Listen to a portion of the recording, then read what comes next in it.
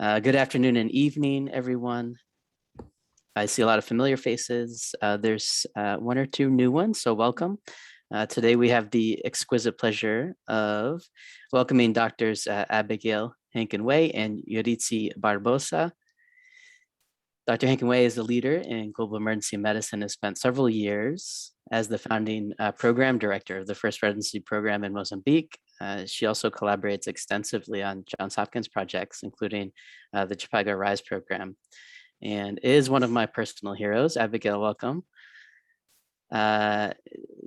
Barbosa is one of only 5 Mozambican emergency specialists. I think it's safe to say she's a trailblazer and a leader and has a bright and challenging future ahead, building emergency care in Mozambique from the ground up. Doutora Barbosa, seja bem-vindo. It's a small group, so I think we can keep this fairly informal with lots of discussion. Feel free to raise hands, put comments in the chat, or go ahead and ask questions. And I'll pass it over to you, Abigail. All right, thank you very much. It's a pleasure. I get to share a presentation and a discussion with some of my favorite people from various places on this planet, which is a real pleasure. The title of this talk came from, I arrived in Mozambique in 2015. Suffice to say that many people had been working on this effort long before that. But when I was asked to help support the project of starting an emergency medicine residency, I reached out to a few people I felt would help advise me, who had started residency programs or worked on the beginning of emergency programs elsewhere. One of the things I learned that was a little disheartening initially was that a lot of the programs around the world that have had success in starting new emergency medicine programs have been lucky to have a significant source of outside funding support, which at that time, and still to this day, we have not. You can see the pledge insignia at the bottom. Pledge is a very small nonprofit that most people have never heard of before. It is staffed, except for one individual who gets a small salary for logistics support in Mozambique, entirely by volunteer physicians from all around the world who've been supporting this effort and others. And so knowing that there was not a clear funding source in sight, we pushed forward. We pushed forward because the demand and the need was so clear. I have the immense pleasure of co-presenting with Yuritsi Barbosa, and I have the even more immense pleasure of getting to say for the first time ever that she is an emergency medicine specialist, and she's been practicing saying that for 1 week now, right, Yuritsi? Less than 1 week. Yes, yes. But wow, she has worked so hard to be here, and I'm so proud to be able to present with her. But make no mistake that she is the expert on this talk. We have no financial conflicts of interest, and I'm going to let Yuritsi take the stage and the lead. Let me know how to advance, but we want to just start. I know here possibly we are preaching to the choir, but frankly, in Mozambique, in 2015, 2016, even now, one of the biggest battles we have is convincing people that emergency care really does matter in a low-income country.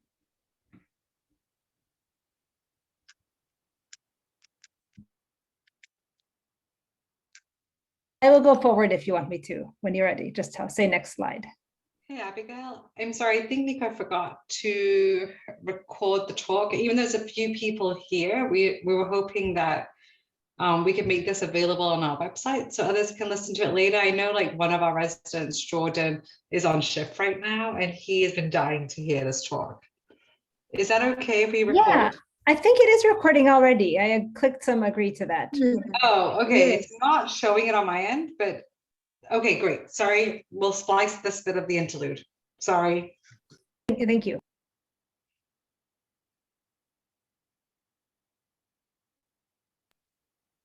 Are you ready? Are you ready to, Yuritsi? Yes, yes. I'm. Do you want me to go forward to the next? Yes, slide? yes. I So this video is one of our other specialists. When he was interviewed, no está funcionar. Okay, it's not going, but it's okay. Yurita, do you want to start to explain from your perspective why you joined this residency and also why you feel it is important? Yes. Okay. I'm Euridice Barbosa, as you presented me. I'm now emergency medicine specialist in Mozambique, part of the first group. We are 5. And I'm also military physician, so I'm the first emergency medicine physician in military career. So I'm so exciting right now because this was 4 years of fighting, learning, studying every day with many challenges. Why emergency medicine in Mozambique? Mozambique is a low-income country, as you know, and we have many difficulties in our health setting. For example, we don't have a pre-hospitalar system functioning. So our patients arrive at hospital like you see in the picture by these bus or some private cars that they pay and take them to the hospital, but without any conditions of transportation. And when this kind of traffic accident happened, no one knows who can transport better the patient.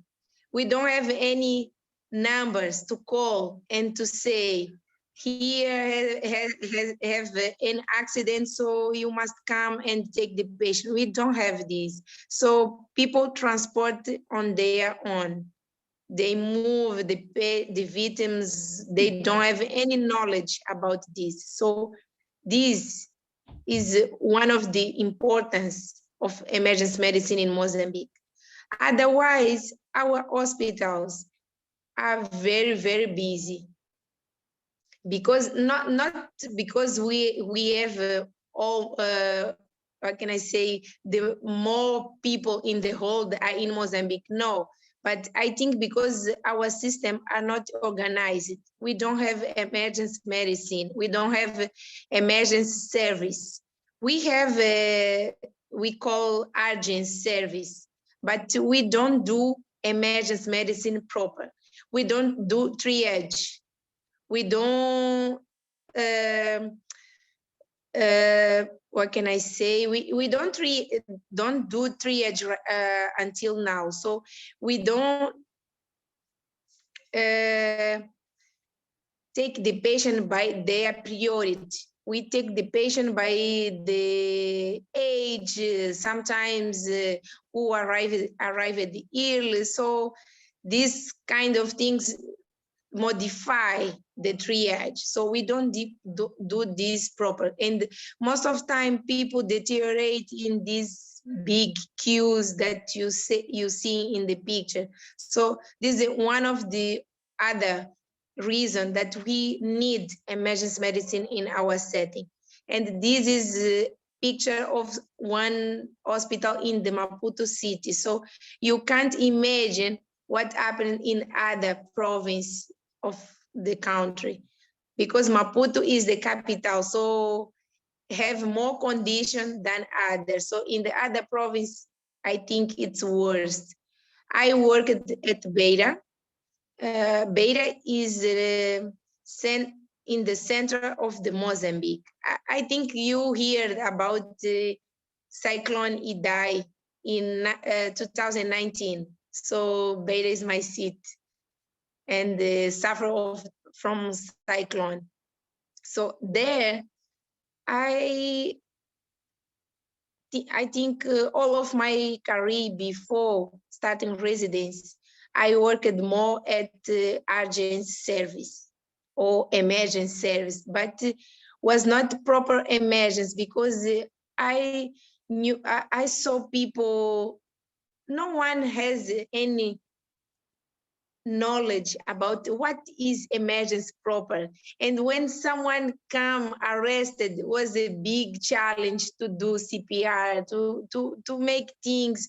We must take the patient and running to ICU. So this becomes me to be more interested in surgical and medical emergencies.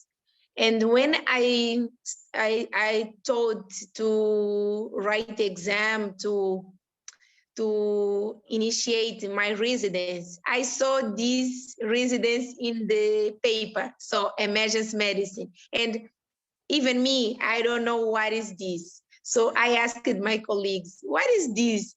They said, oh, I think it's to manage the disaster at Ministry of Health.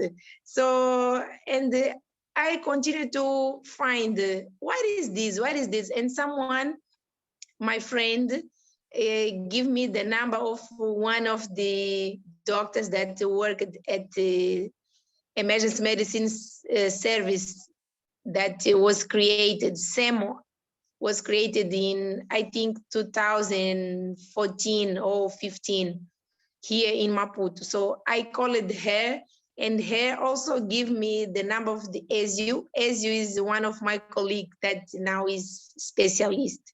So, and as you explained to me everything that I knew in that time about emergency medicine, what is this, what is the program, and it told me about Dr. Abigail, Dr. Otilia, and I became interested, and I wrote the exam for emergency medicine. I passed the exam, and in 2 or 3 months, I give up everything at Beira and move to Maputo. At this time, I live also my older son. In that time, he was 4 months when I came to Maputo. So it was a very terrible days, because I can't sleep, I can't concentrate every time I think about my son. So in 1 month, I came back and took him to Maputo to be with me. And now we continue together, and I have also another boy, the younger. So the older, almost 5, and the younger, 2 years old. And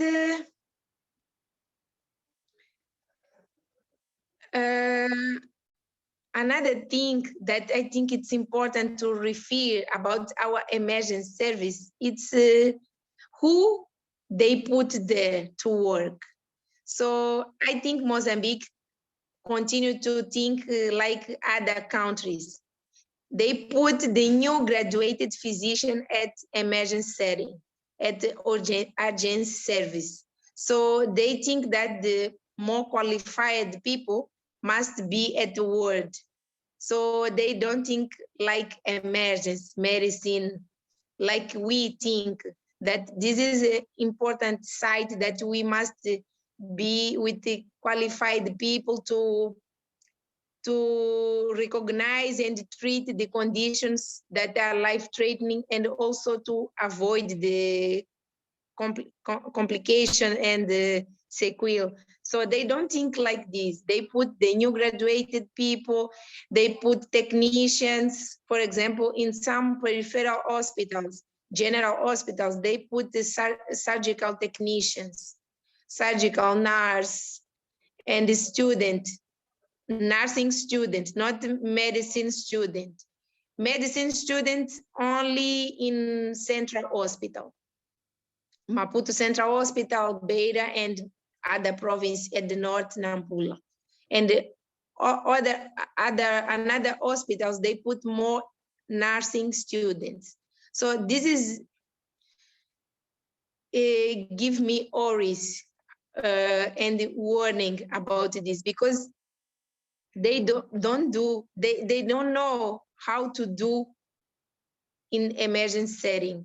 And most of time when the patient arrives, a critical patient arrives, they still in shock because they don't know how to approach these patients. So I think now we will try to change this situation. Thank you. Should I go on to the next slide? Yes, Okay. please. So 18% of deaths in Mozambique occurs outside of the hospital by trauma most of time, and other causes like fire, other medical conditions like malaria, HIV.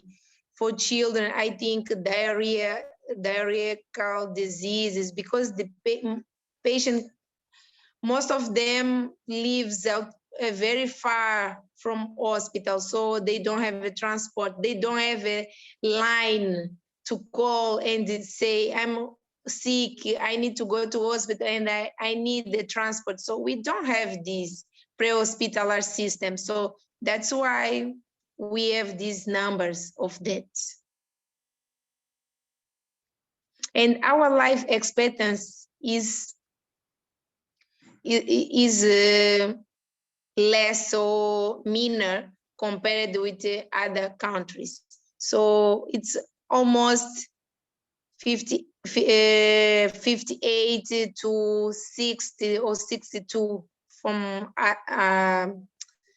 last updated.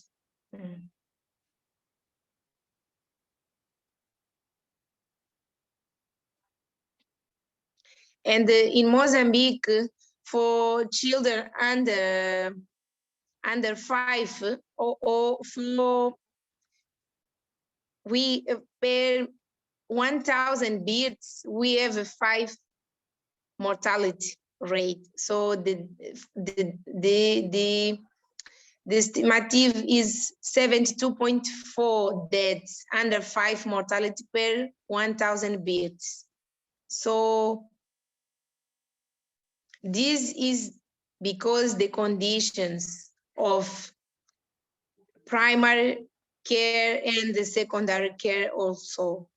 Many diseases they don't discover in the pregnant, or the labor was not in at hospital, was outside, or other labor are prolonged, the patient was not getting to the hospital and have any complications. So many factors contribute to this statistic.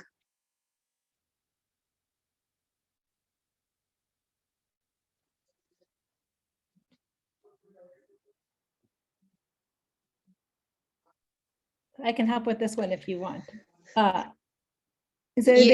This is a statistic from the WHO that more than 45% of deaths in low-income countries are thought to be amenable to secondary prevention, so to emergency care. So if you think about that excess mortality under 5, excess mortality in the population, we could be preventing a lot of that and increasing life expectancy if emergency care access were improved.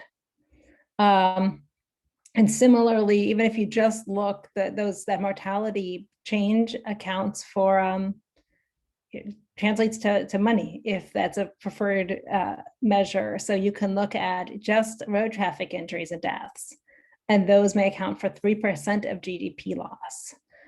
So this is the real impacts that occur broadly throughout society. One of the conversations we also had, both honestly, sometimes with American emergency physicians and with Mozambican non-emergency physicians, is whether emergency care is an extravagant luxury. And I think it might be, if you kind of imagine emergency care as we sometimes see it in the US, as we may see it on TV. But there are many other models for, as people in this group well know, for implementing emergency care. So this is a model out of Uganda, where they trained their motor taxi drivers to administer first aid at the scene and transport patients with minor injuries if needed, or to connect once stabilized with other modes of transportation. So I think one of the things that has been wonderful about working so closely with our new specialists at every step of the way and asking them to teach me throughout the process is there are many solutions that are not solutions that come from a first world country that may work very well in a low resource setting and may provide a big impact for relatively little economic investment. And then just kind of looking at a bigger picture, if you look at disease priorities in developing country, this is an economic evaluation by the Bill and Melinda Gates Foundation. You can see here the cost effectiveness ratio, the cost per disability associated life year loss averted by different conditions. And so you can begin to see that some of the highest some of the deaths we work to prevent, certainly worth preventing, have a relatively high cost per life year averted. If you look at some of the things we do in the U.S., acute management of MI with TPA or aspirin and beta blocker, the cost per life year averted can be high, whereas some of the lowest disability cost per disability associated life years apply to things we do in either by training first responders or managing conditions that present to the emergency department.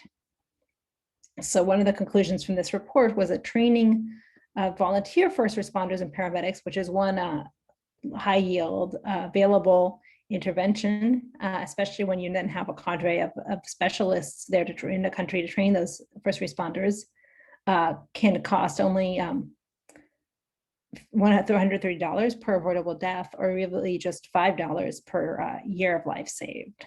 So there are certainly ways to do emergency care in a cost-effective and high-impact manner. So in Mozambique, where did we start? It started with a request for help and a vision. This is Dr. Otilia, who Eurydice was mentioning, and she has been working to she's an internist and a physician who works at the Ministry of Health. And she has been working for 20 years to find a path to create emergency care and pre-hospital care in Mozambique. So I think one of the guiding forces to the work I've done in Mozambique has been to always kind of pay attention to what is being asked for by the ministry, by other physicians, and by hospital leadership, and when possible, by the community members. The obstacles to implementing this vision has been a lack of local expertise. It's hard to start a specialty training program without specialists, but it becomes a chicken and egg problem. How do you have specialists without a specialty training program? There's a lack of local experience with emergency medicine. So I know Eurydice had, especially when she was in her intern year, would be in other rotations and other services. And I would get told, why are you becoming an ambulance doctor in a country that doesn't have ambulances? Because there was an understanding of where an emergency physician might practice and how they might be necessary and critical within a hospital. There are linguistic and economic barriers that we face to accessing evidence-based medicine. The local medical establishment skepticism about emergency medicine. A week ago, we had the head of the medical board speaking about how great it is that we have emergency medicine specialists in the country. But 5 years ago, the head of the medical board was in a meeting with me telling me that there is no need for emergency medicine specialists, and generalists could do the same job just as well. So because we persevered, we've changed their perspective. And now that they have specialists, they are on board with how important they are. Global public health funding priorities have been an obstacle. It's hard. A lot of, as people in this group know, a lot of funding stems from diagnosis and disease categories, and emergency medicine does treat those disease categories, but we also treat a period of illness, the acute phase of illness, and it's sometimes harder to sell that importance of that acute phase compared to funding a diagnosis. Bureaucratic hurdles always exist, certainly in Mozambique. And the medical system model in Mozambique is based on the Portuguese model, which even yet does not have emergency medicine specialists. So that required some kind of vision setting on our part, but also has meant that Mozambique is actually the second country in all of the Lusophone, the Portuguese-speaking world, now to have emergency medicine specialists. So that has been an exciting accomplishment. Keys to the success we've had so far has been really focusing on leadership by local partners and paying attention to what we've been told is needed. And I hope Euritsu will say that at every point in the development of this residency program, even sometimes it's been like repairing a bus while you're riding on the bus. We've really, the American support people and trainers have really tried to listen and ask and push you guys to tell us what we needed to do next whenever we've had any questions. And starting with questions, this is somebody I like to call a friend and certainly call a respected role model. This is Dr. Muzinho, the director of Maputo Central Hospital. And when I've sat with him, I've asked him, what are the key indicators that you want to see improved about emergency care and how it's provided at this hospital? What can we improve that will make a difference for you in the hospital? And have worked on creating what we provide and what we are able to do to meet those key indicators that are important to the leadership, as opposed to sit and tell him ever what we think there is needed.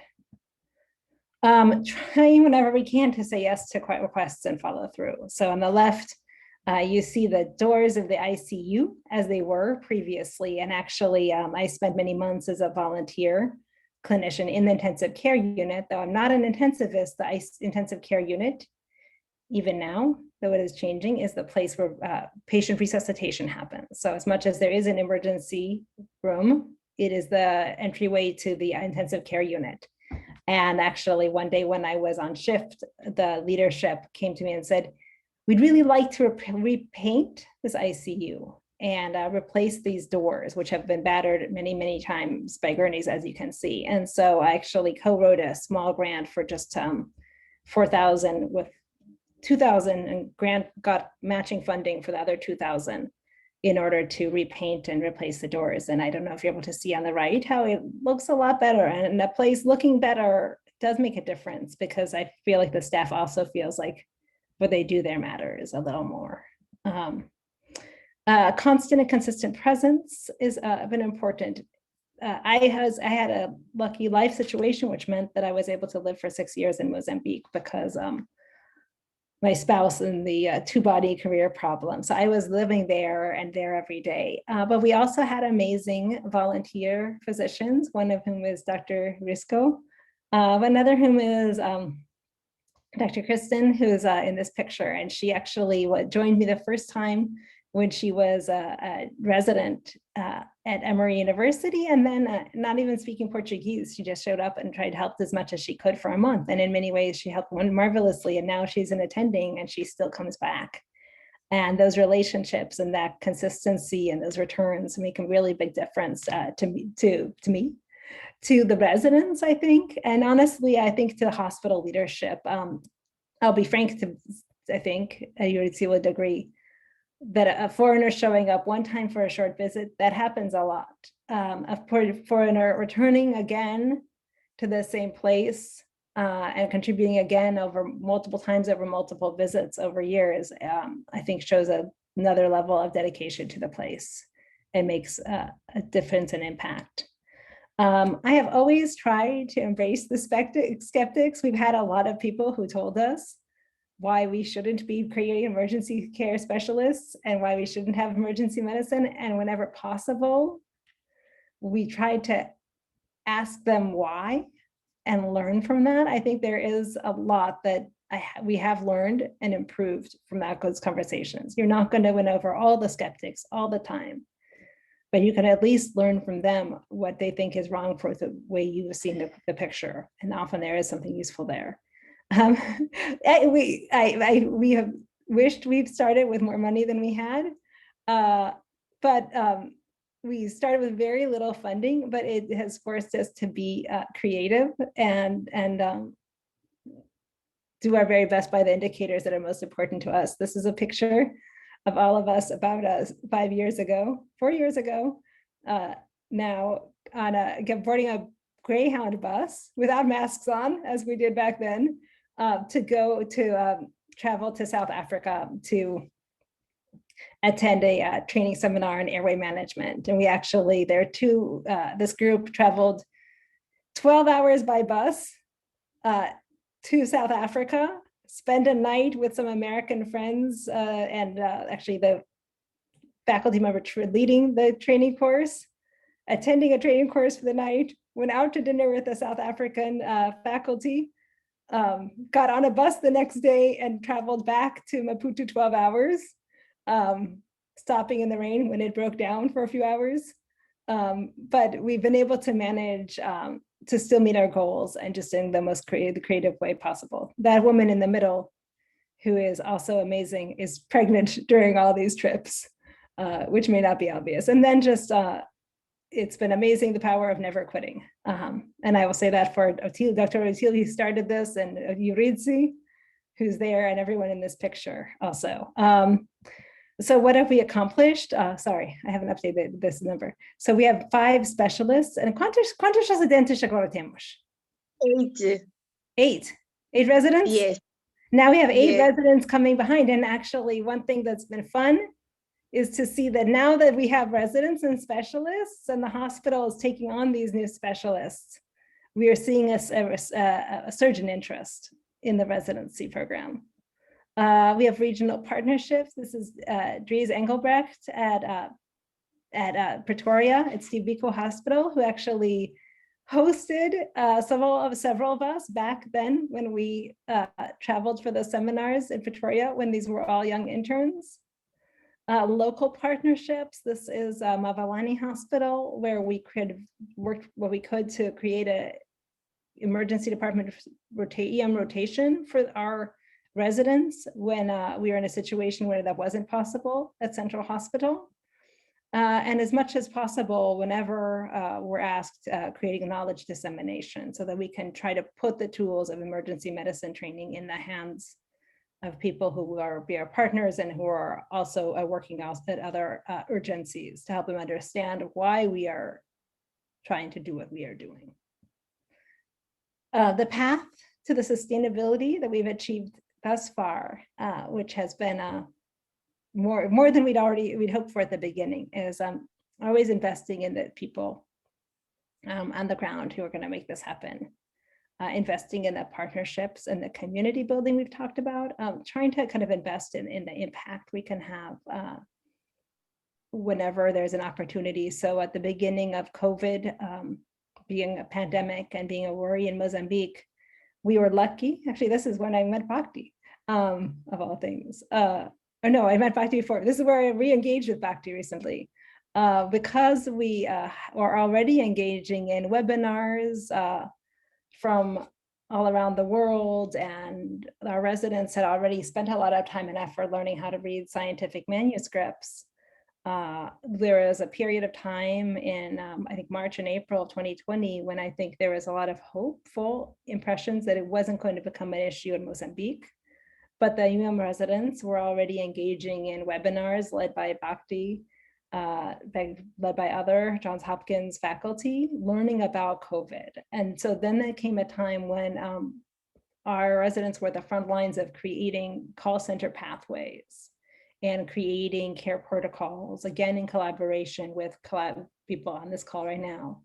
And we're able to invest both time and funding to disseminate that knowledge sharing. Trying whenever possible to measure our impact. And then also kind of actually choosing carefully about donations. Even though we never had a large grant funding us, we've been able to have donations, but I've always tried to focus on ensuring that the donations were items that can be used for what we needed them to be used for. So especially in the realm of equipment donations, that both creates a often a wonderful opportunity and also significant challenges and frankly, the assumption of ongoing costs, which has been a matter that has been important to be cautious and thoughtful about. This picture, though blurry, is a week ago after all these 5 had passed their qualifying exams after weeks and weeks and months of intense worry and studying and hard work. So I'm going to mute myself again and let Eurydice talk about what she sees as the next steps now that she and her colleagues are leading the EM residency. So now the next steps, I think that we now are waiting the Ministry of Health pronunciation about reallocation of most of us, and me also waiting the military setting to also decide my life, if I stayed in Maputo or I come back to Beira. So right now, I don't know. But instead of this, we pretend and we want to continue the learning to develop our EM in Mozambique. So now we have 8 residents and 4 started with Dr. Abigail. I think 3 of them are almost intermediate to running the exam to be senior, and the others starting this year, 2 of them starting this month.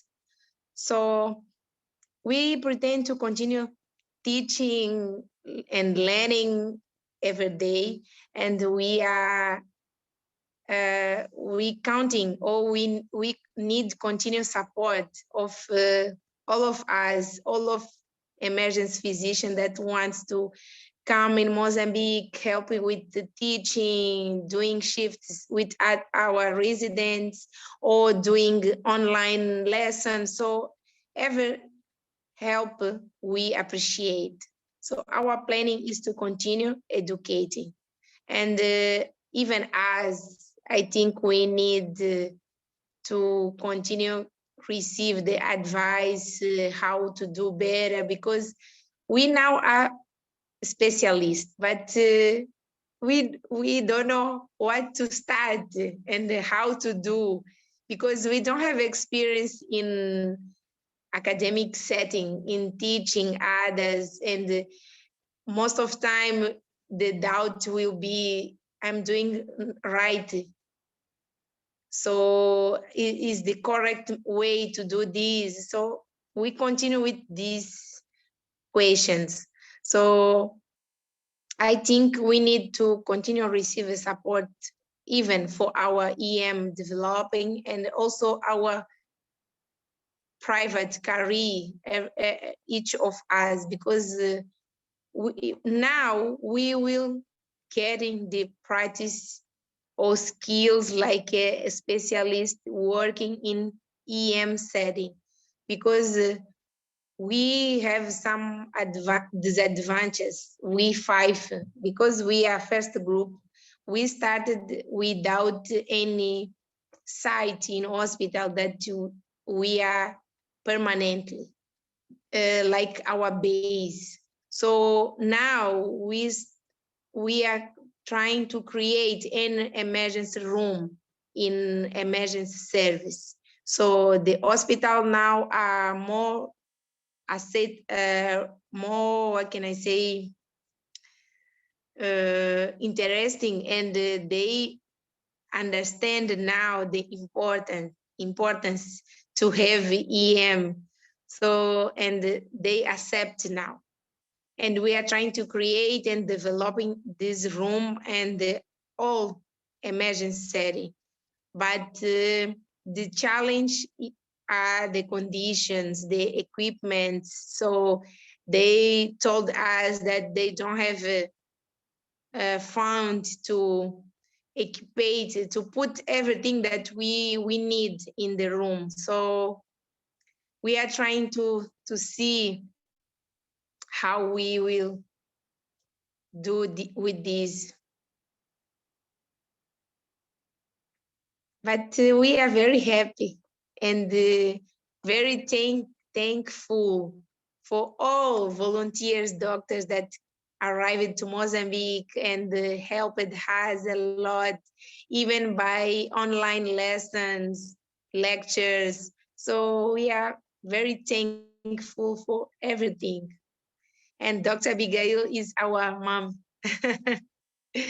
because she did a lot for us. Everything that we are today, we deserve of Dr. Abigail. And I can't call you by your name, sorry. I told them that the one thing I want now that they're graduates is they can't call me Doctora anymore. They have to call me Abigail. It's a work in progress. So thank you. We have all of our team, including Nico, here when we taught the basic emergency care course for the first time in Mozambique in 2018, 19. And now we've taught it several more times, actually. And now we're actually being approached with requests for implementing basic emergency care as a team. And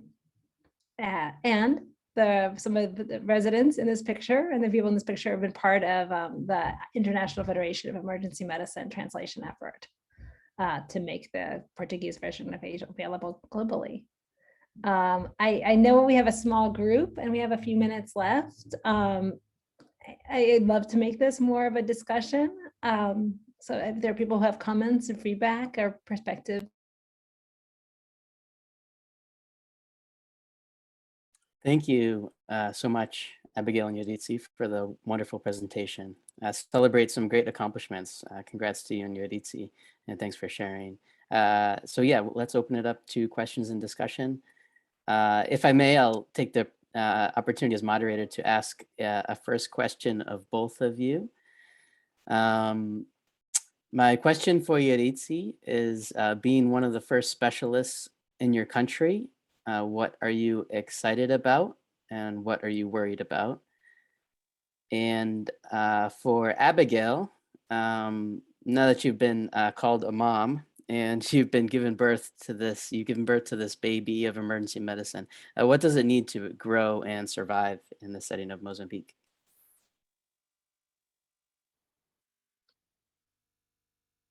Yoditsi, you want to start? Okay.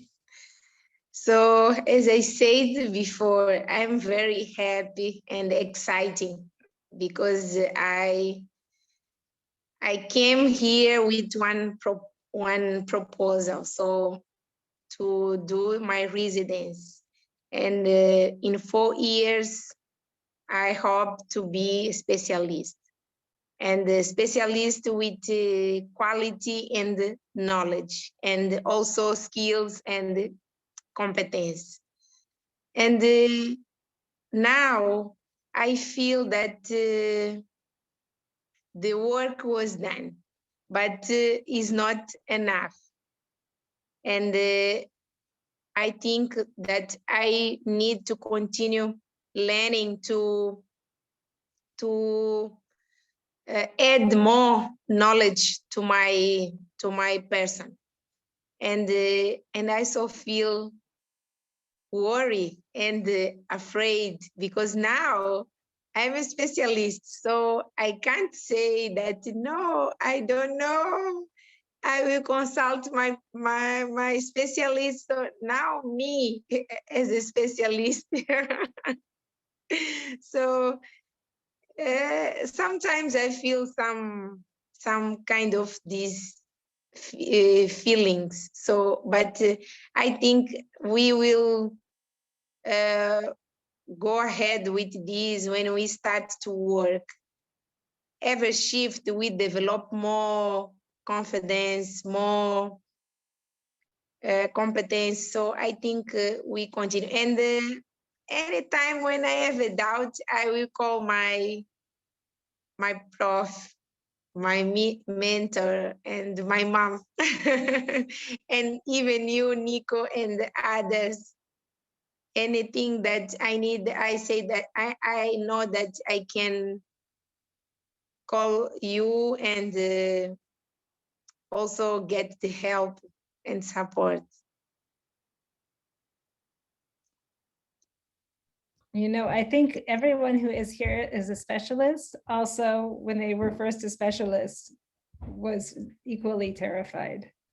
I think to answer the questions, I think I'm going to try to channel. I know what I believe you, Euritzi, and other specialists think our needs. And I'll be frank that I think maybe it's just me, but I think we are all in shock that we really got to this point already, because there were dozens of times in the last 4 years that we thought we weren't actually going to manage to get all the approvals needed to have these specialists. So I'm adjusting to the new reality where it actually came to pass. I think the next challenges are really going to be building our home in Central Hospital. And we have really wonderful friends and support right now at the helm of Central Hospital. The director, Dr. Mizinho, is in support.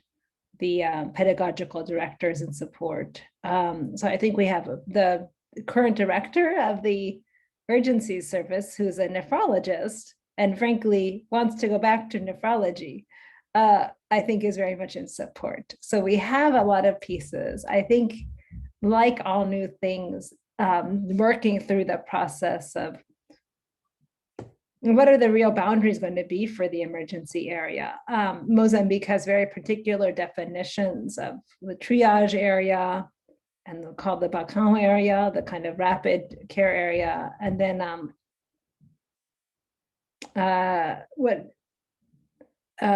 currently the servicios de urgencias, a lot of the urgencies care happens actually under surgery or medicine, but really resembles more of an inpatient ward without the urgency or kind of emergency approaches that we like to see. So I think the process of figuring out new patient care flows, figuring out clear delineations of who is an emergency patient, who, where, how, and when does a patient get transferred to another service, are going to be really big steps that I think is going to have to be worked out with the specialist and kind of to suit the unique needs of Mozambique and Maputo Central Hospital. And then I think as we get that done, Euritzi, I know, has a very clear vision, as with her colleagues, worked out of how we're going to do education as new specialists in this hospital now. One thing that's important to understand about Mozambique is that almost all learners who are physicians and many nurses spend some of their training in Maputo Central Hospital. Correct, certo, okay? See, correct? Yes. So I think the potential there is that if we can make sure that everyone who rotates in the emergencies gets a good foundation in emergency care and assessment, that actually means that everyone who becomes a Mozambican physician actually has a good foundation of emergency care skills. So I guess the answer is expanding kind of the next obstacle where support is needed and guidance is needed and wisdom and more luck is figuring out the path to actually really truly putting down the flag of an emergency care department in the Central Hospital. One thing that's just hard, I think, during COVID is I think we really gained a lot from international conferences that our residents were able to attend, and international training opportunities because of the lack of specialists we have in country. And so COVID has just made that very hard. So many conferences are online, which we all know is not the same. So continuing to have opportunities to make that cross-training a possibility. And actually, I'll share 2 of our new interns are these amazing women who actually, as generalists, found a way to spend 2 years in that intensive care unit because of how motivated they were to learn better. Actually, I knew one of them because when I was volunteering in the intensive care unit, she was spending her vacation home, a month of being home on vacation, in the intensive care unit, working shifts just as a vacationing doctor because she really wanted to learn better intensive care skills to take back to where she worked. And now she's one of our new residents. But my discussions of these two women is to find an opportunity for them to have other critical care training opportunities, because of course for them, spending a few months in the Maputo Central Hospital ICU is not going to have great additional benefit when they've already spent 24 months working there. So these continued connections in terms of training opportunities, advice, planning development are still going to be really critical. And I guess in addition to that, it's important to say that the money is needed, even though we've been able to cobble this together so far with relatively little funding support and a lot of determination. I don't know if there are other questions or additional questions on the things we've just said.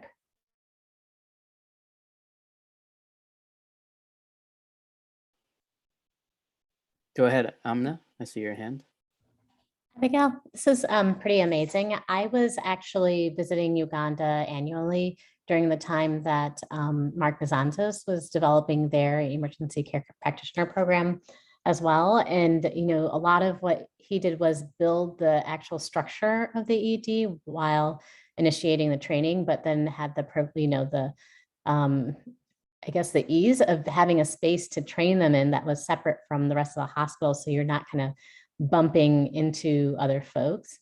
How did you guys manage that with, you know, the other people that were rotating through the intensive care and, you know, not like bumping heads with them? We had like a opposite problem where we'd have like brain drain the moment we arrived as well. Initially, at least, I think it got better, but like, how did you manage that relationship and being able to provide the education to these guys without, you know, having a constant conflict with other trainees and other physicians? I mean, so I'll be honest, it's been hard, and I'll be very honest with Yuritsi here, feeling that the way we've done it over the last 4 years has been imperfect. And I'm put on these specialists that I want them to improve the curriculum. One of our challenges has been that it's very hard to find where emergency care right now happens in Maputo Central Hospital. It's very much structured in kind of an European traditional model, or even what was a traditional American model. There's some triage, but that's also, it's a lot more like, by an American eyes, primary care clinics with a direct admitting capacity. So there is some ability to identify the sickest of the sick patient, but everyone else is kind of managed on the time scale of a clinic and or an inpatient unit, and very few patients are managed on our emergency time scale or using an emergency approach. So the challenge we've had, and I think one of the things that's been really painful for the new specialists, is that within Mozambique, it has been really hard to get any amount of good emergency care training. I was in country, but we didn't have the sort of funding that really would support other emergency American specialists to come for a month, or even other country specialists who demand a lower salary to come for full months unless they had that time as vacation time. And one specialist in country is not really enough to do this. So we've done a lot of our months of emergency, a lot of months in Mozambique have been off service rotations. And frankly, because there's so little attention to emergency care, I think those have been a very variable quality and utility to the residents. It's just a lot of examples of not great management of critical care or critically ill or acutely ill patients, even happening on the subspecialty specialty services. And then the emergency care service months have really been mostly managed with away rotation. So we were able to send the residents for 6 months to Tanzania,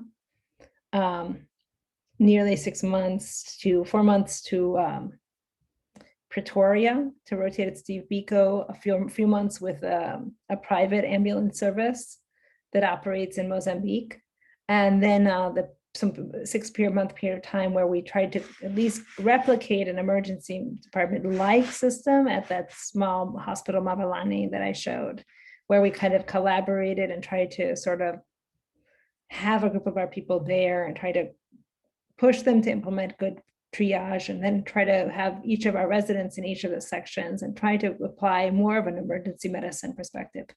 But I think that one of the biggest challenges we've had the last 4 years, one of the, I think it's fair to say, largest sources of suffering and frustration, I think, for Eurydice and other senior residents who've just graduated, has just been that there was no clear place in Mozambique to learn good emergency care. And that's where we have an opportunity now with these 5 to start to change that. Wow, that really speaks to your persistence with trying to continue to educate them despite that sounds like just really tough barriers. Thank you. I know we're out of time. Eurydice, I don't know if you want to finish with a reflection about that, or any last thing do you want to say? I want to give you the last word if you wanted.